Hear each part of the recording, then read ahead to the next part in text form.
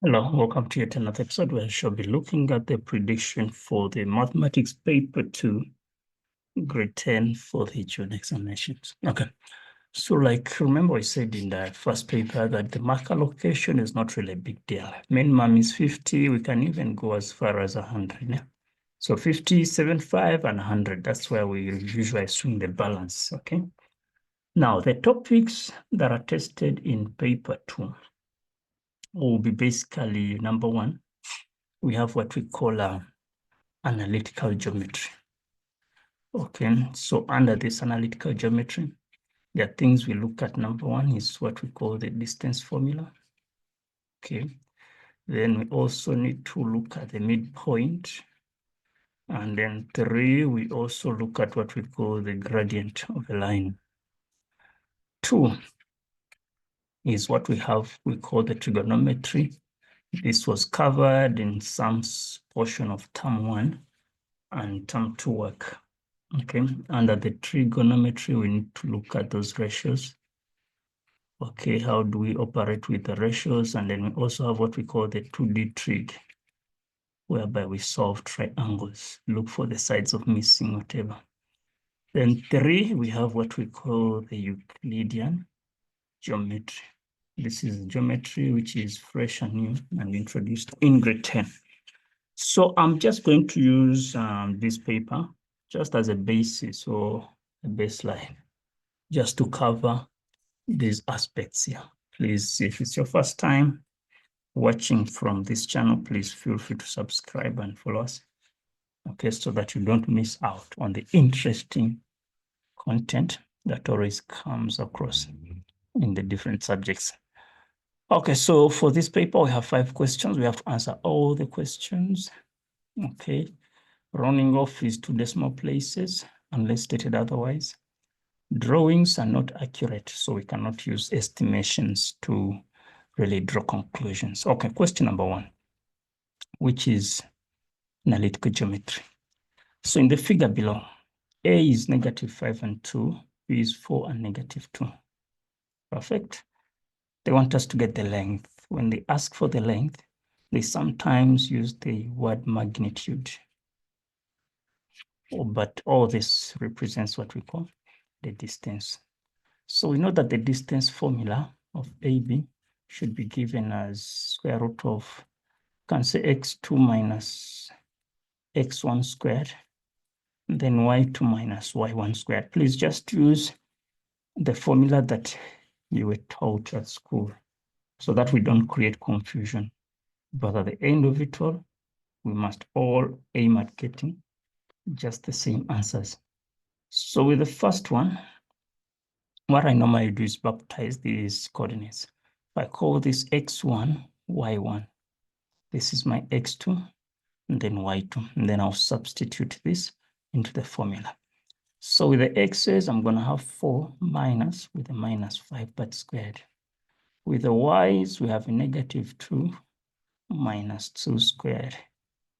Okay, punching this into my calculator, I'll have that plus that. So I end up with root of 97 as my answer. So I can put units since it is distance. Okay.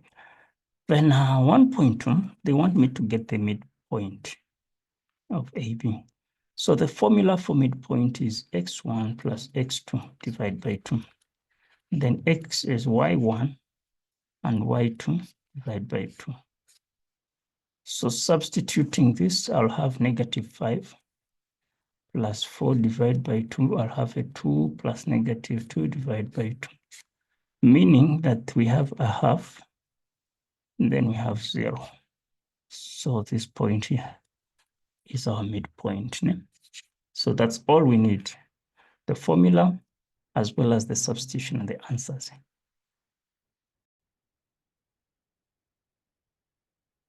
Okay, then 1.3, they want us to find the gradient. So all the 3 aspects for 9 marks. Wow. So let me put this side, -5 and 2. And then our B is 4, -2.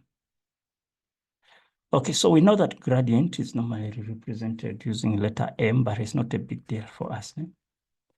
So we know that it's the change in y over the change in x, which is y2 minus y1 over x2 minus x1.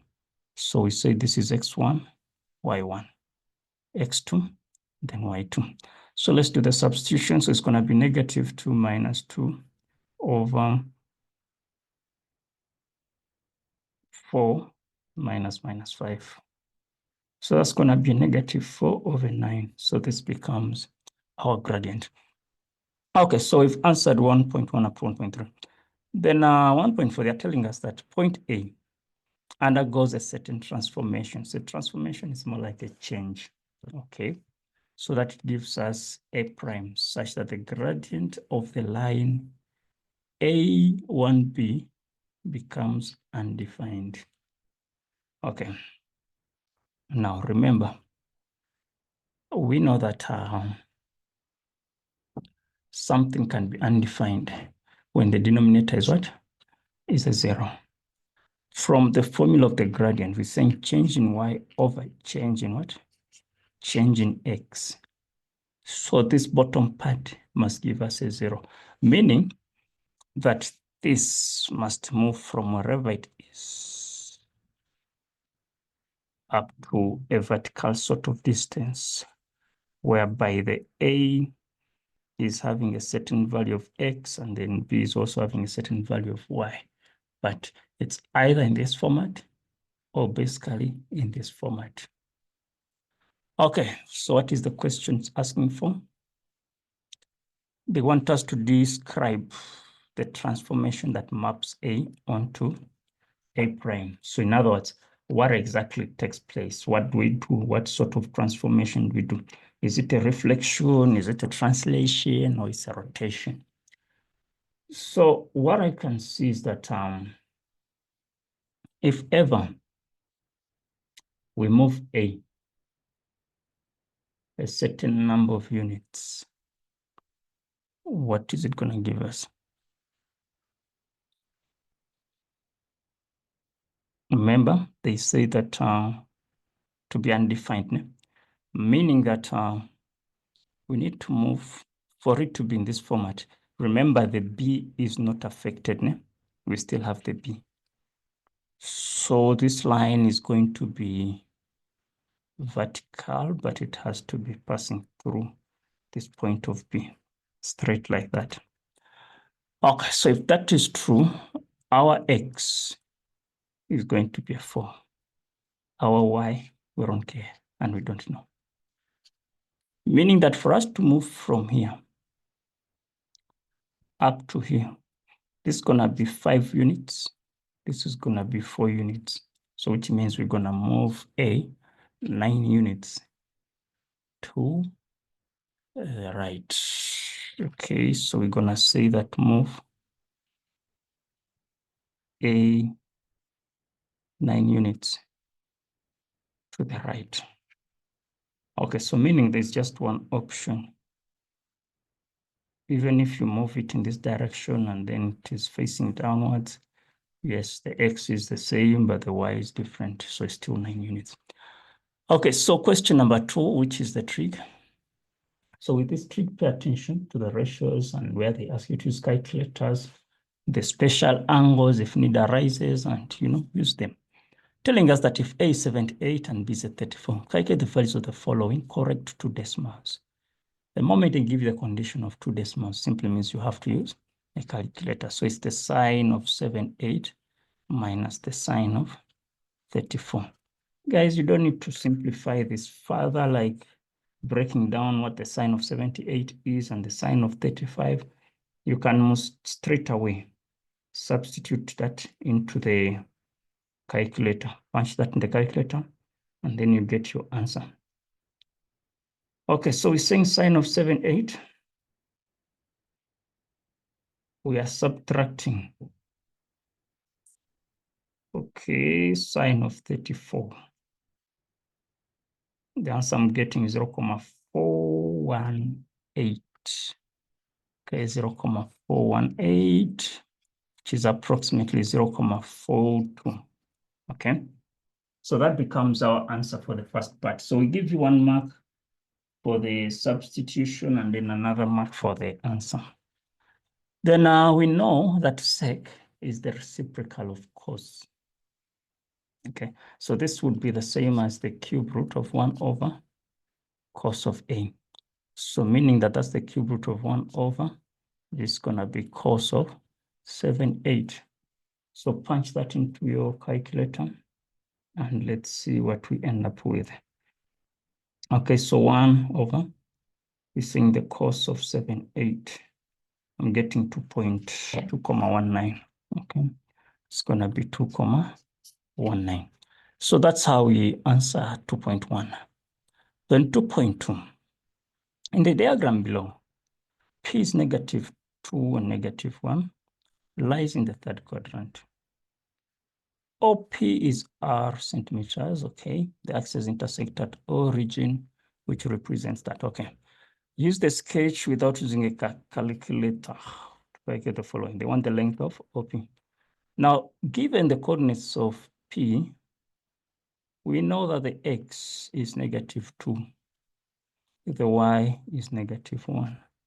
This is a right angled triangle. We can find OP using theorem of Pythagoras. So X squared plus Y squared. So this is OP, must be the square root.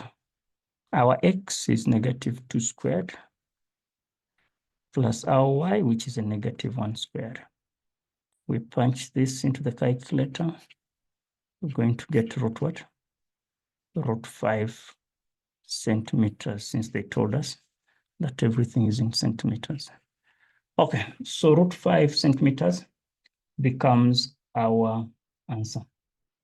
All right, then 2.2.2, they want us to get the value of root 5 cos theta plus that and that and that. So if this is root of 5, let me answer this here. We're saying root 5 cos of theta plus 4 cos x squared theta. Okay, so that's the square root of 5. We know that the cos is adjacent from our SOHCAHTOA. Okay, cos is adjacent over hypotenuse, meaning that we're gonna have the adjacent, which is a -2. The hypotenuse is the square root of 5 plus 4 multiplied by cosec. We know that cosec is the reciprocal of sine, which is 1 over sine, meaning that's the hypotenuse first over the opposite. So our hypotenuse is the square root of 5 over the opposite, which is -1. But then we need to square this around. This cancels that, meaning that you have a -2 plus 4 multiplied by root 5 squared. Okay, this is the same as -√5. Square it, you just have a 5. So -2 plus 20, we're gonna get 18 as our final result. So that is how we would go about answering that question. Then 2.3, without a calculator, they want us to evaluate. Now, when you're evaluating, remember, look at the angles, 45 and what? 30. So 45 and 30, these are special angles. From our special angles, if that's a 45 and this is a 45 also, we know this must be 90, 1 square root of 2. If you're looking at the triangle of 60 and 30, that's 60, that is a 32, 1 square root of 3. So this we just need to know. Let's do the substitution. So sine of 45 is going to be 1 over root 2. Over, we're saying root 2 over 2 multiplied by the tan squared of 30. So tan of 30, tan is opposite over adjacent. So it's going to be 1 over root 3. This is squared. Okay, we know that square root over 2 is the same as 1 over root 2. This we just need to remember, okay? As much as they're telling us not to use a calculator, but this is a calculator solution, okay? So meaning that this and this is gonna cancel. So you're gonna have this and this canceling. You're gonna have 1 over 3. Simplifying that, the answer needs to be a 3 because 1 divided by 1 over 3. Change this to multiplication, 3 over 1. Okay, so that is how we end up with the 3 marks for that. Question 2 done. And then question number 3, which is the trig function or the trig graphs. Sketched below are the graphs of f of x, which is the cos graph. Okay. And then the 2 sine x in the interval of 0 to 360. So these graphs are perfect. These are complete graphs because the period of sine and cos is 360. 3.1, write down the period of G. This is G. We have no number in front of the x, which means 360. Now, what is period? Period simply refers to the number of degrees needed for us to get a full graph. After how many degrees? So for this graph of G, which is the sine, we can see that it is complete after 360. Now, if ever you have something like AX, if there's a coefficient here, this coefficient affects the period. In this case, it's a 1, which means it's 360. Then 3.24, which values of x will f of x be greater or equal to 0? Which one is f? Our f is the cos. When is the f equal or above 0? When we talk about being above 0, it's above the x-axis, because x-axis, that's when the y is 0. So from here to the left, and then from here to the right. So we're going to say that 0 is less or equal to x, less or equal to 90. And then 270 is less or equal to x, less or equal to 360.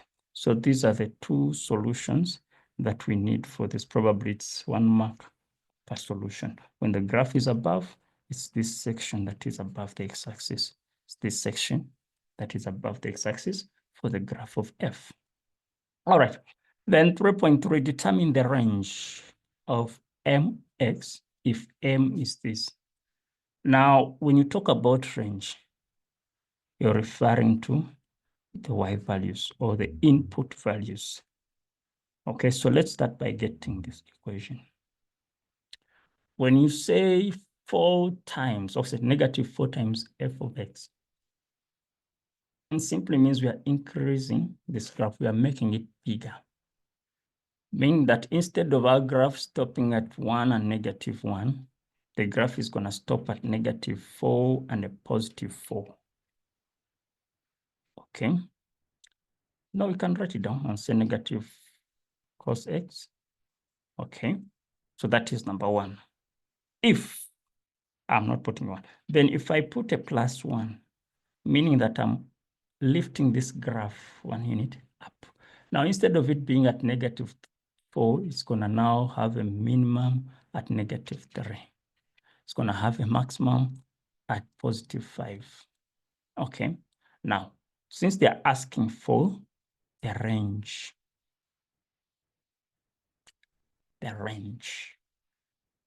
what we can do, we can start by looking at this section only.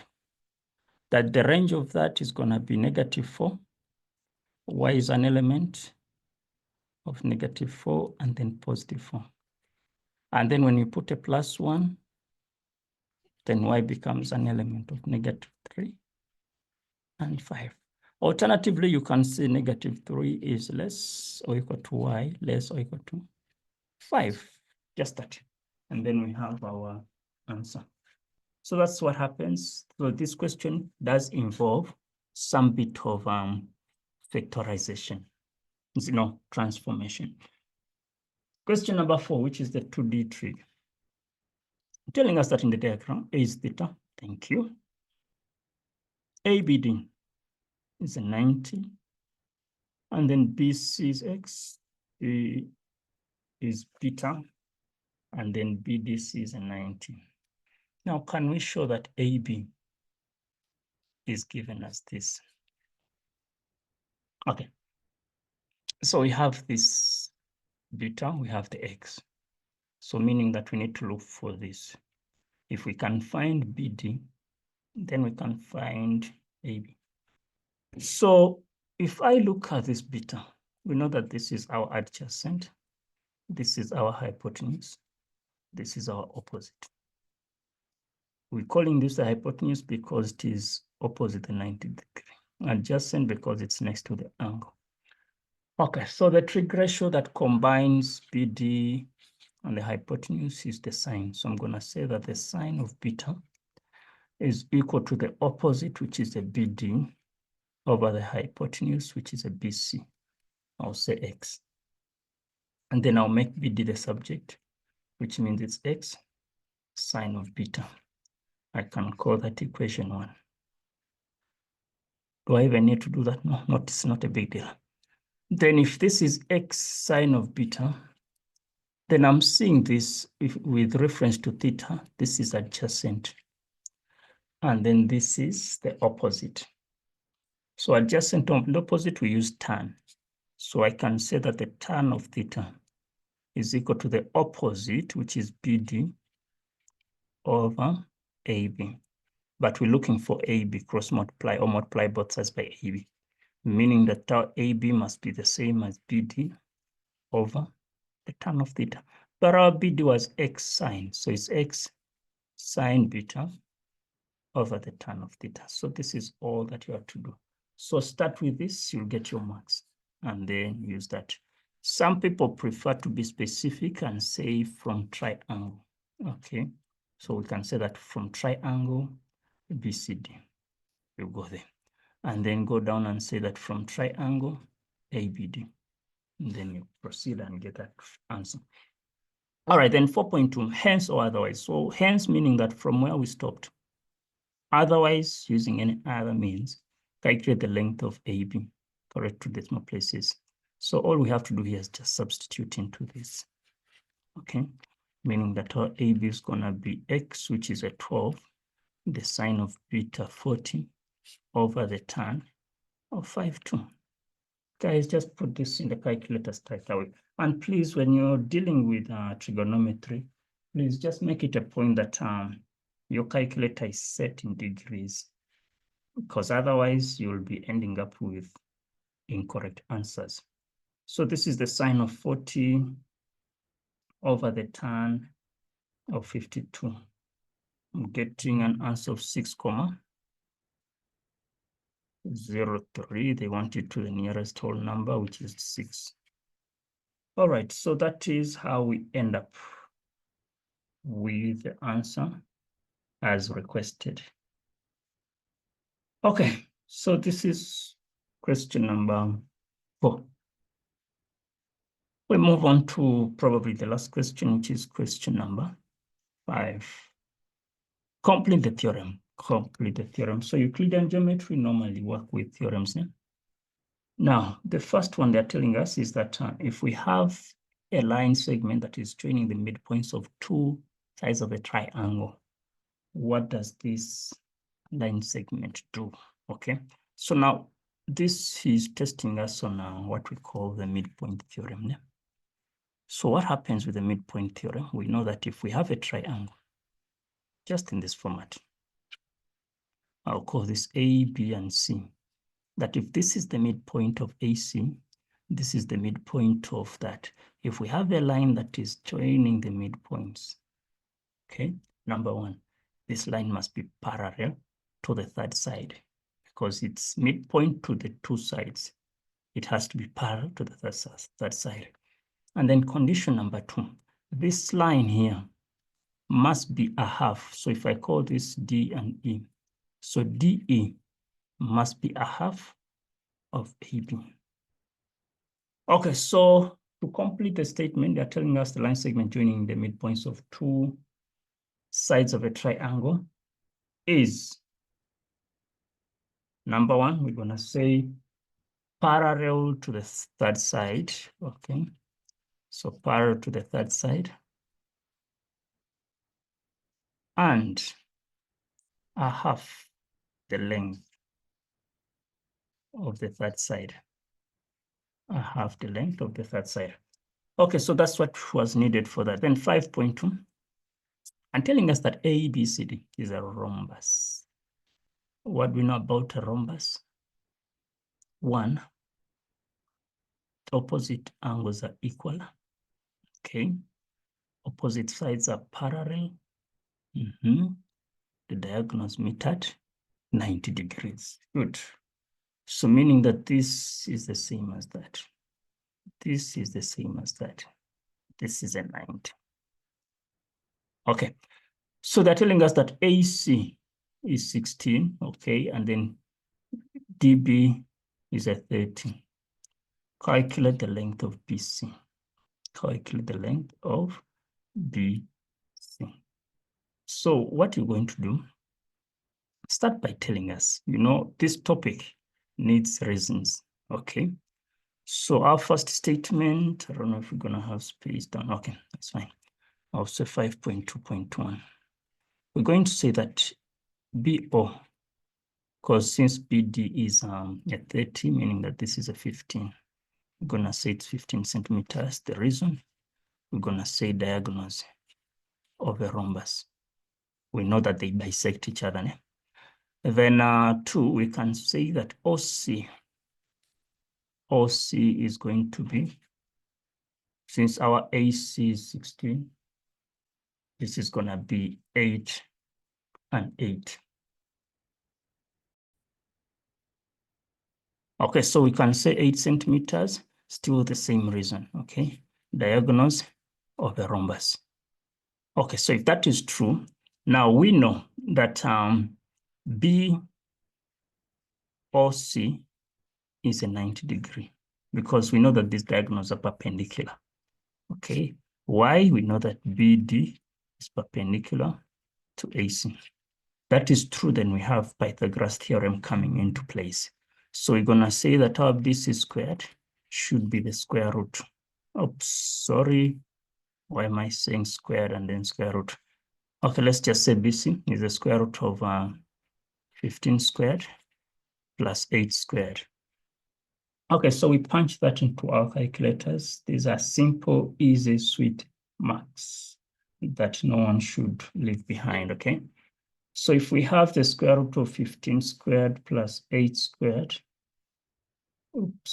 8 squared. Okay, that gives me 17 centimeters. Okay, so this is 17 centimeters. All right. Then 5.2.2. Calculate the length OF if OF is parallel to DC with F on BC. What did they tell us? Okay, they don't need to tell us anything. Yeah? We just need to know, which means we're dealing with the midpoint effect. Okay, so if this line is parallel to this one, and this one is already passing through the midpoint, let's say we're focusing on this triangle, BCD, simply means that F is also a midpoint. F is a midpoint. So if it's a midpoint, which means it's going to be a half, okay? It's going to be a half of CD.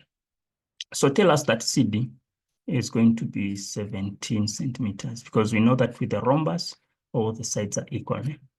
All the sides are equal. We can say sides of the rhombus. Sides of the rhombus. And if this is 17, then we're going to say that our OF must be a half of 17. Reason is the midpoint theorem. So half of 17 should be 8.5, or just tell us 17 over 2. There is no problem with that. Then 5.2.3. 5.2.3. They want us to get the size of OBF. So it's O, B, and F. So this small angle here. How many marks did it? 3 marks. If OCF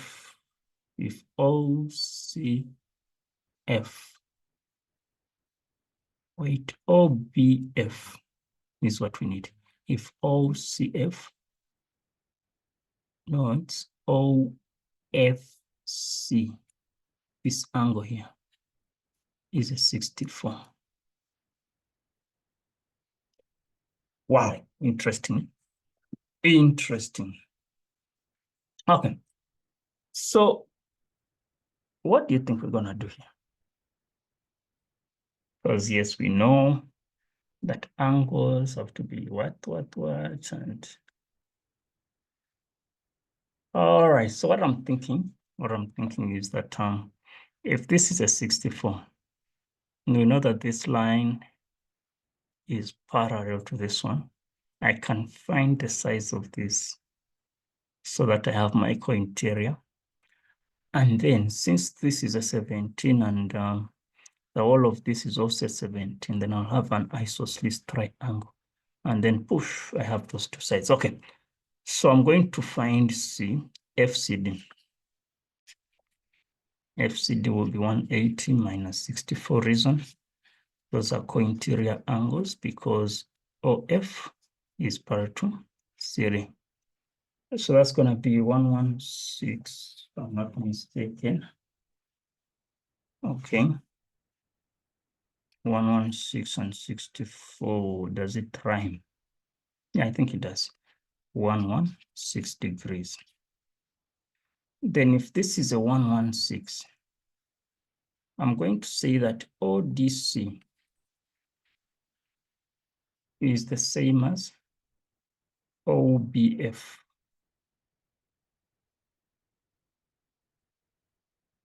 Why can't I just say ODB? It's the same as OBC.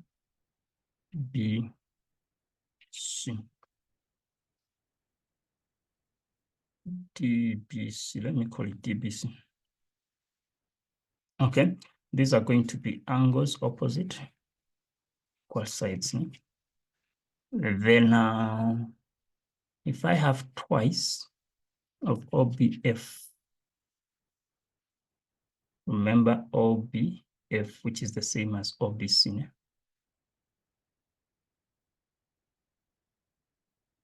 Which is the same as DBC, it's fine. Twice DBC, okay. I'll say OBF must give us 64. Then divide both sides, which means our OBF is going to be at 32 degrees each. So this is just my approach of doing it for the 3 marks, but you could have just another way of doing it, okay? So some people would be talking about the diagonals being what and stuff. So if this is 64, you could find this, okay? After finding that, which is 116, and then do the same thing, you're still gonna end up with just the same answer. Then 5.3, I want us to get the area of the rhombus. Okay, 5.3, area of the rhombus. So area of the rhombus basically deals with the diagonals. We must get the diagonals within, yeah. So I'll say that my area is going to be a half multiplied by BO. Does it? Yeah, we can do that. Like getting these diagonals and then just multiply them out. And then I multiply everything by 2. Can do that.